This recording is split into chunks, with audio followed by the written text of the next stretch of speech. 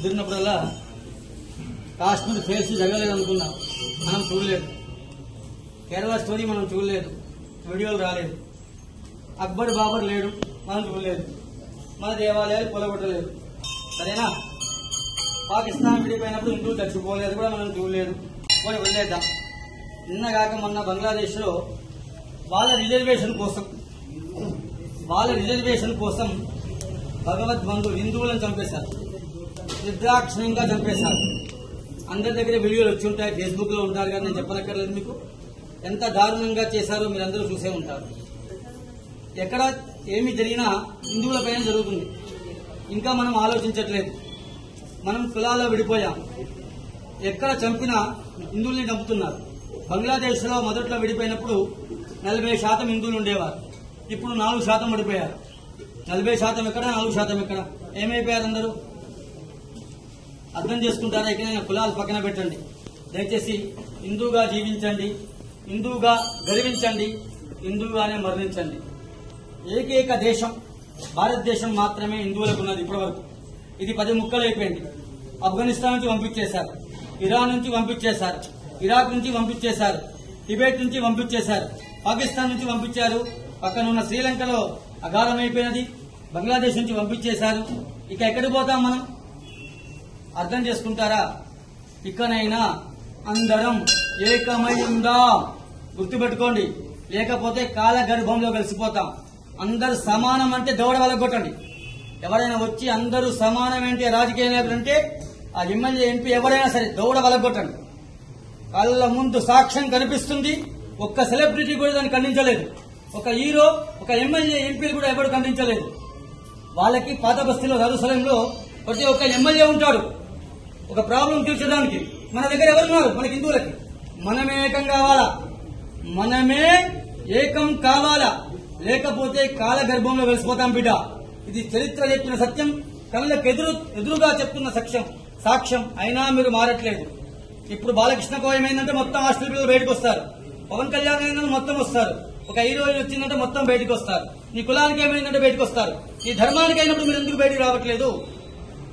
ఈ ధర్మమే కదా మీకు ఆచారం ప్రధానం. మీ తాతలు ముత్తాతలు పెట్టిన ధర్మమే కదా ఇది. వాళ్ళు ఎంతమంది త్యాగ బలమో ఇలా మనం ఉన్నాం. ఒక్కసారి ఆలోచించండి భగవద్బంధువులారా. కులం గొప్పదా, ధర్మం గొప్పదా అంటే ధర్మమే గొప్పది. మీరందరూ వచ్చారు కదా ఇక్కడికి. ఏ దేవాలయంలో కులం అడగరబ్బా, గోత్రమే అడుగుతారు. లోకా సమస్త సుఖినో భవంతు.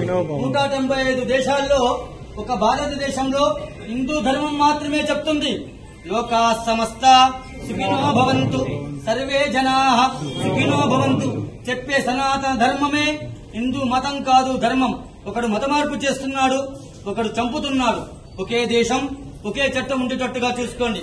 ఇకనైనా మీ కమ్యూనిటీలో అందరు ఇప్పుడు గేటర్ కమ్యూనిటీలో ఉంటున్నారు కదా, ఏర్పాటు చేసుకోండి. మీటింగులు, సభలు ఏర్పాటు చేయండి. హిందువులందరూ ఏకంగా దయచేసి. లేకపోతే బంగ్లాదేశ్ పరిస్థితి మనకు కూడా పడుతుంది. పాకిస్తాన్ కథం, బంగ్లాదేశ్ కథం, శ్రీలంక కథం, ఆఫ్ఘనిస్తాన్ కథం. ఈ ఒక్క దేశం సమర్థమైన నాయకుడు ఉన్నాడు కాదా? సమర్థమైన నాయకుడు ఉన్నప్పుడే ఈ దేశం జోలికి ఎవరూ రారు.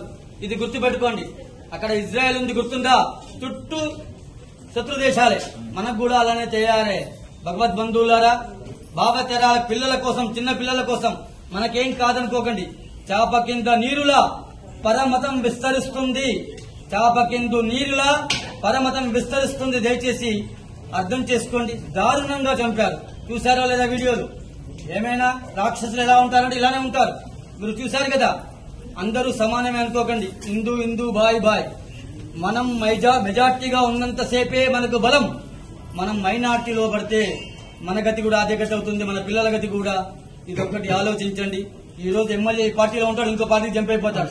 అవసరమైతే దేశమే వదిలిపెట్టి వెళ్లిపోతాడు. అక్కడ ప్రధానమంత్రి వెళ్లిపోయింది. అర్థం? వాళ్ళకు ఎన్ని దేశాలు? 57 దేశాలు ఉన్నాయి ముస్లింలకు. ఒక్క దేశమైనా హసీనా పేరు ఉంది కదా, బంగ్లాదేశ్ ప్రధానమంత్రికి ఆశ్రయం ఇచ్చారా? ఎవరిచ్చారు? కర్మభూమి, వేద భూమి, భారత భూమి ఆశ్రయం ఇచ్చింది. ఇకనైనా అర్థం చేసుకోండి. ఇది పెట్టే భూమే గాని తీసుకునే భూమి కాదు. సెక్యులరిజం ముసుగులో బతకండి దయచేసి. అందరూ బయటికి రండి. ఇంకా ఎన్ని రోజులు చంపబడతాం హిందువులం? ఎప్పటి నుంచి చంపబడుతున్నారో తెలుసా మీకు? మత మార్పిడులు. ఇది కూడా ఆలోచించండి దయచేసి.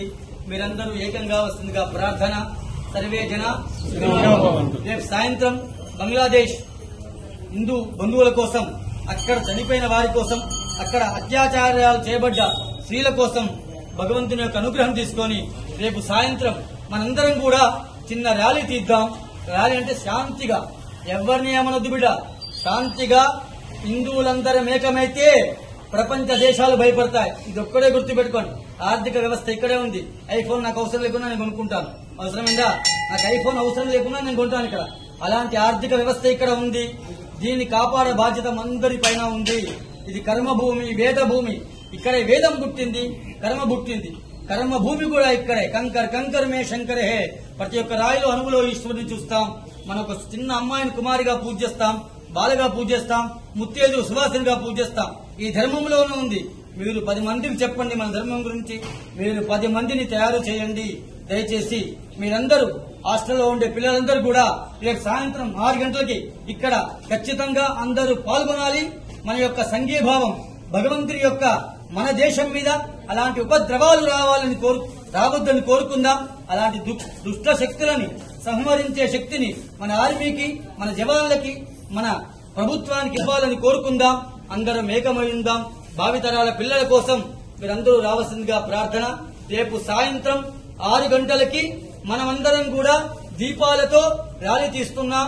భరత్ మాతాకి జై, సనాతన ధర్మకి జై, జై శ్రీరామ్, హర హర మహాదేవ అనుకుంటూ ఇక్కడ నుంచి గాంధీ దగ్గరికి వెళ్లి ఆయన చిన్న వినవించుకుందాం. వారే కదా శాంతి శాంతి అని చెప్పి పాకిస్తాన్ నుంచి ట్రైన్లో పంపించారు. వారికి చిన్న వినవించుకొని ఇకనైనా ఈ శాంతి